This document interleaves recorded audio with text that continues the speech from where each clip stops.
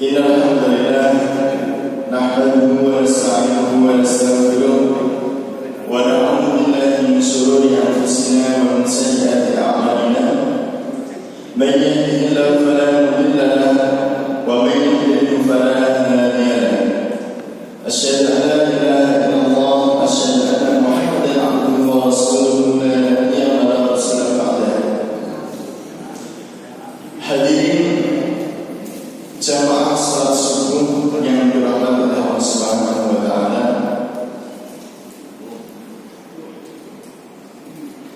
Pada kesempatan pagi hari ini masih momen Syawal. Maka kami sampaikan taqabbalallahu minna wa minkum, ja'alallahu lana wa iyyakum minal 'abidin wal faizin, kullu 'amin wa antum bi khairin wa maqbulin. Jamaah yang dirahmati Allah Subhanahu wa taala, pertama adalah kita mengucapkan rasa syukur kepada Allah Subhanahu wa taala atas segala limpahan nikmat yang Allah berikan kepada kita semua, yaitu nikmat kesehatan, nikmat iman Islam, dan beribu-ribu nikmat yang Allah berikan kepada kita semua, sehingga kita masih diperkenankan untuk menjalankan kewajiban kita sebagai seorang muslim, yaitu melaksanakan salat subuh berjamaah di masjid.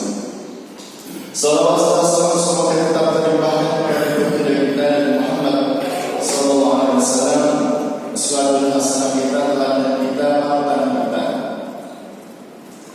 yang semoga kita semua mendapatkan syafaatnya di yaumul qiyamah. Amin ya rabbal alamin. Jamaah yang dirahmati oleh Allah Subhanahu wa taala, setelah beberapa waktu lalu kita melaksanakan kewajiban kita di bulan Ramadan, harapan kita adalah menjadi orang-orang yang beruntung, menjadi orang-orang yang berhasil dalam melaksanakan ibadah bulan Ramadan. Puasa kita diterima oleh Allah Subhanahu wa taala. Maka harapan kita setelah Ramadan ini adalah kita menjadi manusia-manusia yang terbaik, manusia-manusia yang menjadi lebih baik dari hari sebelumnya. Kalau istilah puasanya ulat, ada puasanya ulat sama puasanya ular. Kalau ular itu pada dasarnya dia ini suka memangsa apapun, dan perilakunya juga liar. Ketika dia berpuasa, tidak makan, tidak minum berapa minggu, ular itu makan sekali makan banyak, tapi berpuasa berapa hari makan mingguan. Tetapi setelah puasanya selesai, ular ini akan kembali kepada fitrahnya, kodratnya. Dia akan tetap menjadi hewan yang suka memangsa dengan baik, suka menyerang dan sebagainya. Tidak ada perubahan sama sekali. Dan yang kedua adalah puasanya ular. Ular itu sebelumnya ketika menjadi ular dia memakan segala tumbuhan, segala dedaunan. Ketika dia ini berpuasa menjadi kepompong, dia selesai puasa, dia akan menjadi sebuah hewan yang sangat indah, yang enak dipandang oleh manusia, bahkan dicintai oleh manusia. Dia tidak akan memakan dedaunan lagi. Jadi bedanya puasa ular dan ular. Maka harapan kita adalah kita ini selesai puasa Ramadan, kita menjadi orang yang berhasil. Puasa kita itu menjadikan diri kita, pribadi kita menjadi lebih baik. Jangan sampai ketika setelah puasa kita malah menjadi pribadi yang buruk. Jamaah sekalian yang dirahmati oleh Allah Subhanahu wa taala, Tema pada pagi hari ini adalah persiapan diri kita ini untuk bertemu dengan kematian. Jamaah yang dirahmati Allah Subhanahu wa Ta'ala, salah satu nikmat yang Allah berikan kepada kita semua, nikmat yang besar setelah iman dan Islam adalah nikmat kehidupan. Makanya Rasulullah SAW memerintahkan kepada kita semua ketika akan tidur untuk berdoa, Bismillahirrahmanirrahim wa bismika. Dengan menyebut nama Allah yang menghidupkan dan juga mematikan. Maka ketika tidur itu kita dimatikan Allah sementara. Maka setelah kita bangun tidur, kita disyariatkan untuk membaca doa Alhamdulillahilladzi ahyana ba'da ma amatana wa ilaihi nusyur. Segala puji bagi Allah Subhanahu wa Ta'ala yang telah menghidupkan kami setelah Allah Subhanahu wa Ta'ala mematikan kami. Jadi ketika kita tidur itu kita dimatikan oleh Allah Subhanahu wa Ta'ala. Maka beruntung kita semua itu bangun tidur masih diberikan oleh Allah Subhanahu wa Ta'ala. Tak jarang sebagai manusia ketika tidur bangun sudah tidak bernyawa lagi, dijemput oleh Allah Subhanahu wa Ta'ala. Maka syariat yang sangat ringan yang perlu kita terapkan setiap hari adalah berdoa sebelum dan setelah tidur. Maka ketika kita memahami bangun tidur ini dengan doa kepada Allah Subhanahu wa Ta'ala, kita memenuhi, maka segala nikmat yang Allah berikan kepada kita semua kita akan syukuri dengan sepenuh hati. Maka nikmat kehidupan ini adalah nikmat yang terbesar yang Allah berikan kepada kita semua, sehingga kita dapat melaksanakan kewajiban kita di dunia dan kewajiban kita beribadah kepada Allah Subhanahu wa Ta'ala. Nah, para jemaah sekalian yang dirahmati oleh Allah Subhanahu wa Ta'ala, ketika ada kata kehidupan, maka lawan katanya adalah kematian. Sesuatu yang hidup di dunia ini pasti akan mengalami kematian, dan itu sudah fitrah, sudah dinaskan oleh Allah Subhanahu wa Ta'ala. Di dalam Al-Quran banyak disebutkan kullu nafsin dha'iqatul maut. Hampir 3 kali disebutkan di dalam Al-Quran. Setiap yang bernyawa itu akan mengalami kematian, baik itu manusia ataupun hewan, makhluk-makhluk yang diciptakan oleh Allah Subhanahu wa Ta'ala yang bernyawa pasti akan mengalami kematian. Kematian itu adalah terputusnya segala sesuatu di dalam badan kita. Terputus. Makanya di dalam hadis itu aksiru dzikra hadhihi al-ladhiyya al-maut. Perbanyaklah kalian ini mengingat pemutus kematian, pemutus kelezatan, pemutus kenikmatan yang al-maut. Jadi pemutus kenikmatan itu dikatakan adalah kematian. Jadi kalau sudah meninggal, ya, terputus semua. Nafas kita terputus, ya. Amalan kita terputus, ya. Semuanya terputus. Itu adalah kematian. Maka para jemaah sekalian, kematian ini adalah salah satu yang dirahasiakan oleh Allah Subhanahu wa Ta'ala. Salah satu perkara yang tidak diketahui oleh manusia. Maka tidak ada satu di antara kita ini yang mengetahui kapan kita akan dipanggil oleh Allah Subhanahu wa Ta'ala, di mana kita dipanggil oleh Allah Subhanahu wa Ta'ala, dan dalam kondisi apa kita dipanggil oleh Allah Subhanahu wa Ta'ala.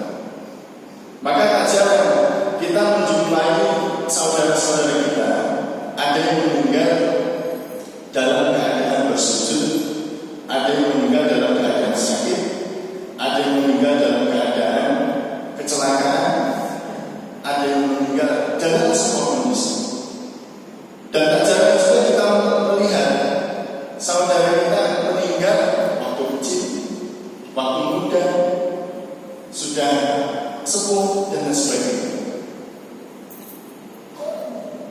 dan dalam kondisi apapun,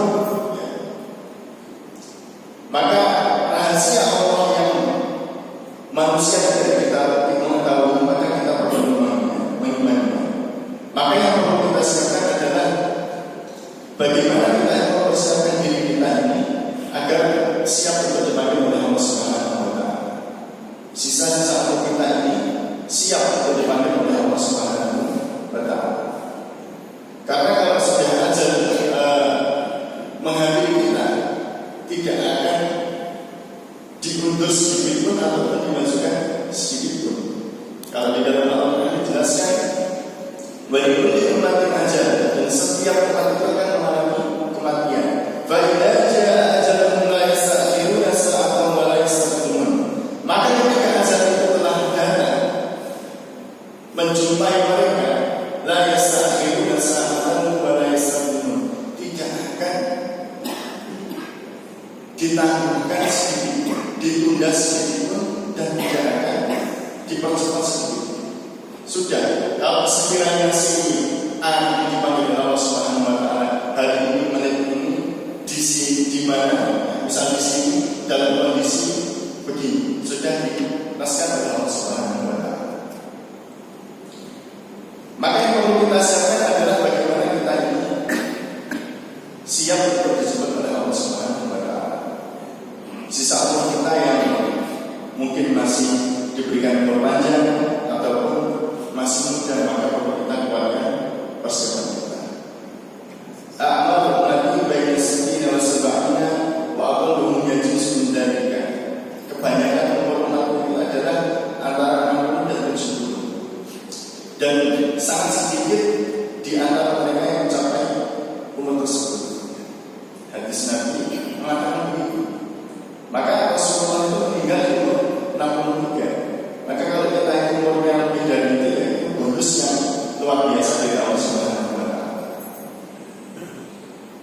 Maka para jemaah sekalian, yang perlu kita siapkan dari kita ini untuk menghadap Allah Subhanahu wa Ta'ala, untuk menghadapi kematian kita sendiri adalah yang pertama, kita memperbanyak taubat kita kepada Allah Subhanahu wa Ta'ala. Setiap manusia itu mempunyai kesempatan untuk berbuat baik. Akan tetapi manusia juga mempunyai kesempatan untuk berbuat buruk dalam setiap waktu. Maka apakah ada di antara kita ini yang bisa menjamin dalam waktu ini kita tidak bisa berbuat buruk ataupun kita berbuat baik? Maka kita tidak bisa menjamin kita ini terlepas daripada dosa, baik dosa yang sangat kecil, misalnya ataupun dosa yang besar. Maka kita tidak bisa menjamin diri kita ini terlepas dari dosa. Kita di rumah dengan keluarga kita, ada potensi kita ini berbuat kesalahan kepada mereka, entah melalui lisan kita ataupun melalui anggota badan kita. Ada potensi kita yang berbuat dosa kepada keluarga kita, baik kepada keluarga kita ataupun tetangga kita ataupun kerabat kerja kita ataupun orang-orang yang berinteraksi kepada kita semua. Ada potensi kita yang berbuat dosa kepada mereka, berbuat kesalahan kepada mereka. Nah, maka kepada Allah Subhanahu wa Ta'ala juga kita berpotensi untuk berbuat dosa. Misal kita melanggar syariat-syariat yang Allah tentukan, tidak sholat ataupun kewajiban-kewajiban yang lain yang tidak kita kerjakan, ataupun maksiat perbuatan berulang yang kita kerjakan. Maka tidak ada di antara kita yang menjamin diri kita ini terlepas dari kesalahan dan dosa.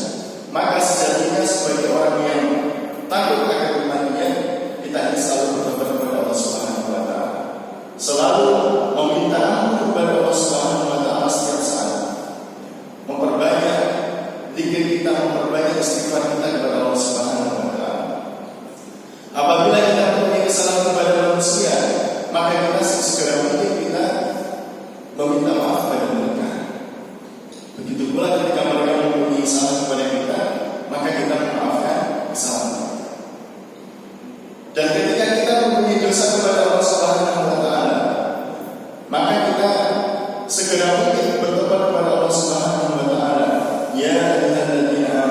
tubu ilallahi taubatan nasuha.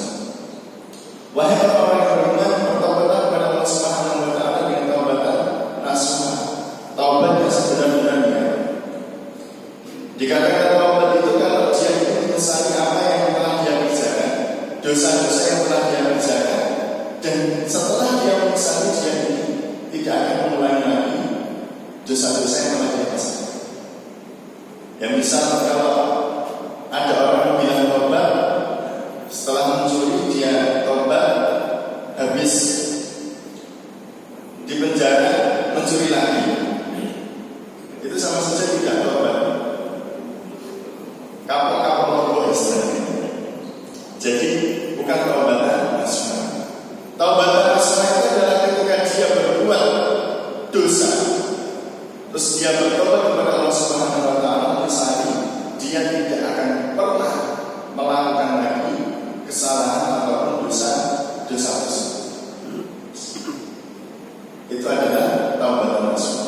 Maka ketika kita ingin mempunyai dosa kepada Allah Subhanahu wa taala, janganlah kita ini merasa dosa ini tidak diampuni oleh Allah Subhanahu wa taala.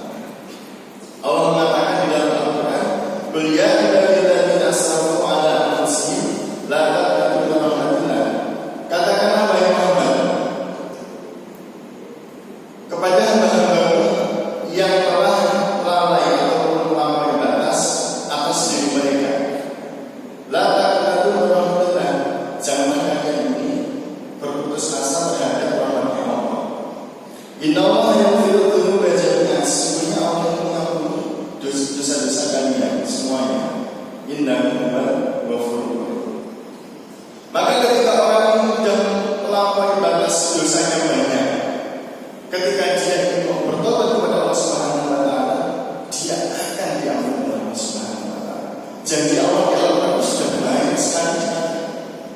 Faman taba min ba'di dzulmihi wa aslaha fa innallaha yatubu 'alaihi, innallaha ghafurur rahim.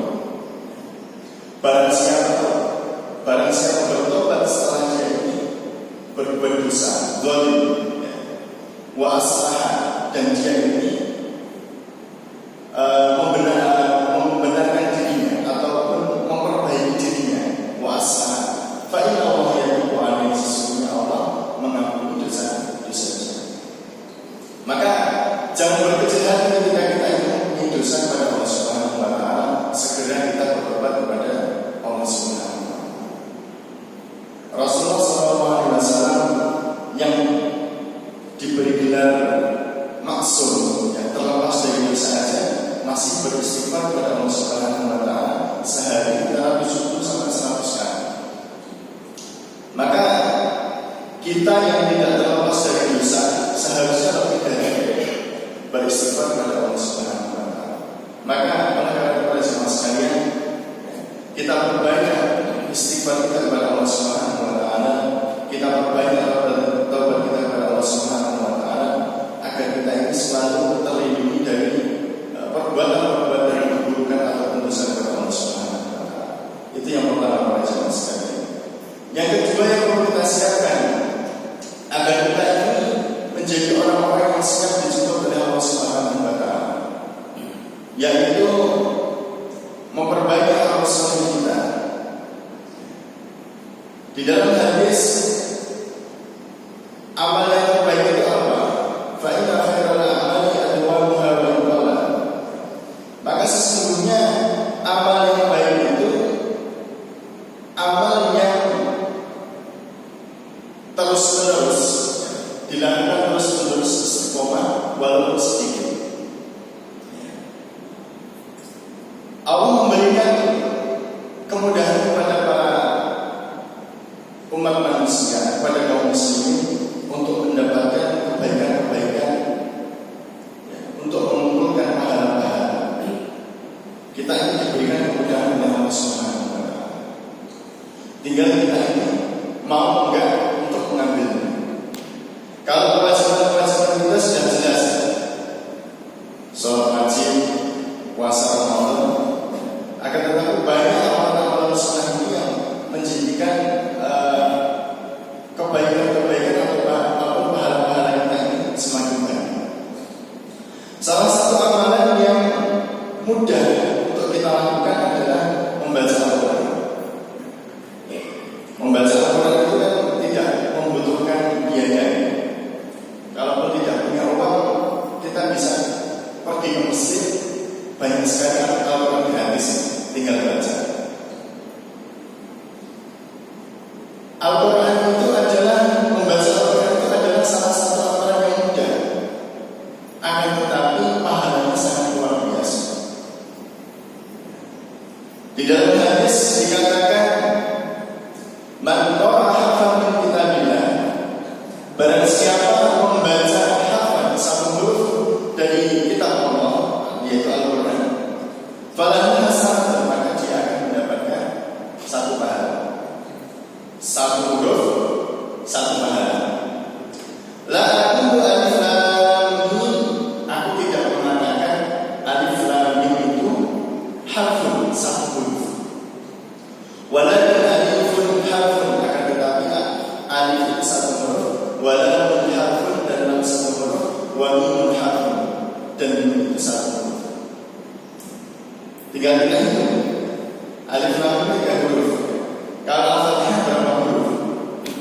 Dikalikan 10. Kalau kita membaca satu surat di dalam Al-Quran, misal An-Nas, sudah berpuluh-puluh beratus-ratus kebaikan yang kita dapatkan. Kalau 10 huruf 100 kebaikan, 100 huruf 1000 kebaikan. Kalau kita ini setiap hari membaca misal nggak usah banyak-banyak, satu halaman saja sudah beribu-ribu kebaikan yang kita dapatkan. Amal yang sangat ringan yang kita bisa kerjakan, yang pahalanya sangat banyak sekali. Maka yang belum bisa membaca Al-Quran juga nggak usah bersedih hati, ya. Karena akan tetap mendapatkan pahala walaupun dia membacanya tetap bata-bata. Kalau di dalam hadis dikatakan bayar tak ini, dia akan masih mendapatkan kebaikan. Terus kalau masih belum sempat baca Al-Quran, sama sekali belum bisa, maka ada kesempatan lain kita untuk menjemput kebaikan, mendapatkan kebaikan. Misal kita tidak punya kesempatan untuk baca Al-Quran, tidak punya kesempatan untuk tidak punya kemampuan untuk membaca Al-Quran sama sekali, tapi kita diberikan kemudahan oleh Allah Subhanahu wa Ta'ala berupa rezeki yang banyak, hartanya banyak. Maka jalan kita untuk berbuat baik itu dan yang Allah berikan kepada kita ini berupa harta kita. Ketika masih membutuhkan dana, kita berikan harta kita untuk membangun masjid. Nah, itu akan mendapatkan kebaikan. Kita juga akan mendapatkan kebaikan. Jadi Allah memberikan beribu-ribu jalan untuk mendapatkan kebaikan. Bahkan di dalam hadis itu, orang yang menyingkirkan batu jalan itu dikatakan saudara. Dikatakan saudara. Maka sebenarnya kebaikan-kebaikan, amalan-amalan itu tidak harus besar. Amalan-amalan itu adalah amalan-amalan yang kecil apabila kita kerjakan dengan penuh ikhlas. Maka itu adalah menjadi sumber pahala kita, sumber kebaikan. Maka para jemaah sekalian, dengan kesempatan yang ada itu adalah kita pergunakan diri kita untuk beramal soleh yang baik. Kita perbanyak ibadah-ibadah kita kepada Allah Subhanahu wa Ta'ala. Kita perbanyak amalan-amalan kita yang berhubungan dengan manusia juga. Itu yang kedua. Yang ketiga para jemaah sekalian, yaitu agar kita ini siap dijemput oleh Allah Subhanahu wa Ta'ala. Kalau tadi kan kita memperbanyak amal soleh. Yang ketiga adalah kita memperbanyak amalan yang tidak akan terputus ketika kita sudah meninggal. Hadisnya sudah jelas, kita sudah hafal. Idza madal insana yaqulu amalu ila salasin sadaqatin jariyatin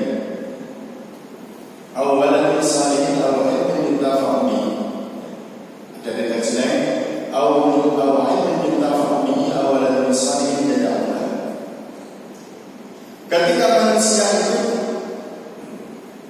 wafat, mati, inqata amaluhu, maka akan terputus amalnya. Terputus amalnya. Berarti selaras dengan hadis tadi. Ya. Aksiru dzikra hadhihi al-ladati al-maut. Perbanyak kalian ini mengingat pemutus kelezatan. Terputus. Di dalam hadis yang tadi dikatakan inqata amaluhu dan salasin, akan terputus kecuali 3 perkara. Sedekah jariyah, sedekah jariyah. Sedekah jariyah itu adalah amalan yang ketika kita mengamalkannya, mengerjakannya, amalan itu akan mengalir ataupun berjalan terus. Misal, kita memberikan harta kita untuk pembangunan masjid, maka ketika masjid, selama masjid itu digunakan untuk beribadah, untuk sholat dan sebagainya, aktivitas, maka pahala orang yang melaksanakan ibadah di masjid itu akan mengalir kepada kita semua. Besar sekali. Kita ingin menyumbang 1 sak semen di masjid ini, itu akan menjadi jariyah yang tidak akan terputus selama masjid ini masih digunakan untuk ibadah. Tapi kalau masjidnya sudah dirobohkan, diganti rusun, ya tidak akan jadi jariyah ataupun sudah tidak dipakai. Kita memberikan harta kita untuk membeli Al-Quran, ditaruh di masjid, dibaca oleh para jamaah, maka pahala bacaan Al-Quran jamaah itu akan mengalir kepada kita. Itu yang dinamakan jariyah. Kalau amal sholat tadi kan, kalau kita ngasih makan, kalau kita ngasih makan orang, ya sudah, pahalanya itu aja. Kalau kita membaca Al-Quran sendiri, ya pahalanya sendiri kayak itu aja. Tapi kalau kita mengeluarkan sesuatu untuk ibadah, berupa alat ibadah, berupa masjid, berupa Al-Quran, ataupun sajadah dan sebagainya, selama itu dipakai, maka jariyahnya akan mengalir kepada kita semua.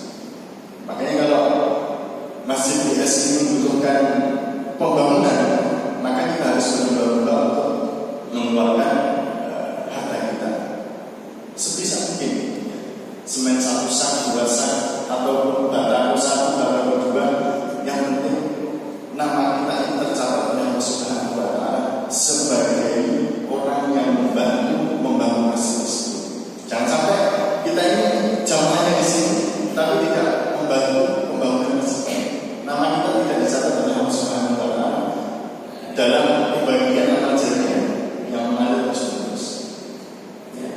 Maka para jemaah sekalian, kalau orang menginfakkan hartanya untuk membangun masjid, akan dibangunkan oleh Allah Subhanahu wa Ta'ala rumah di surga. Itu ada hadisnya.